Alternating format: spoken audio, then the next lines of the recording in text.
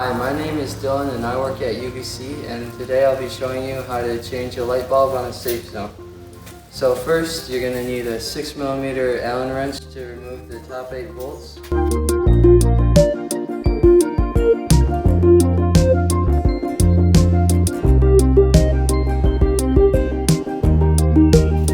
Alright, so once you get the top off, what you're going to want to do next is find your burnt light bulb, which is this one. And you want to take the retention clip, and there's a little lever right here. You want to push up on this part and push down on the top part, and it should come off like this. And then once you have that, pull on this little tab on the side and it should come right out, just like this. And then put the retention clip to the side. Next you're going to want to pull on the light bulb to get it out. You just pull straight up and it comes out, and then you take it out of the tab and set it to the side. Next, grab your new light bulb.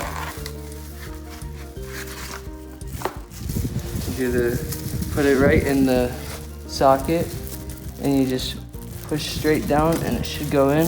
And then you want to put it back in the clips. Then grab your retention clip. And the easiest way to do this is put the first side through and then pull on this little tab to set it underneath it.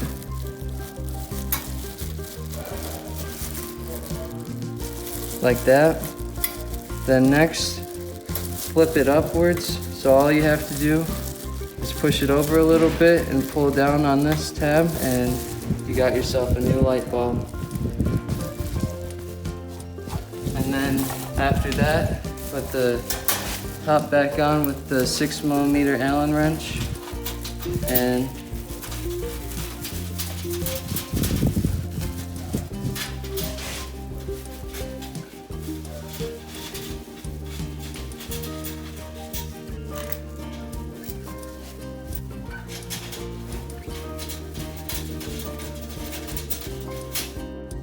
now that I have the top on, next all we have to do is use our wireless remote and test it through a glass window to make sure the light works.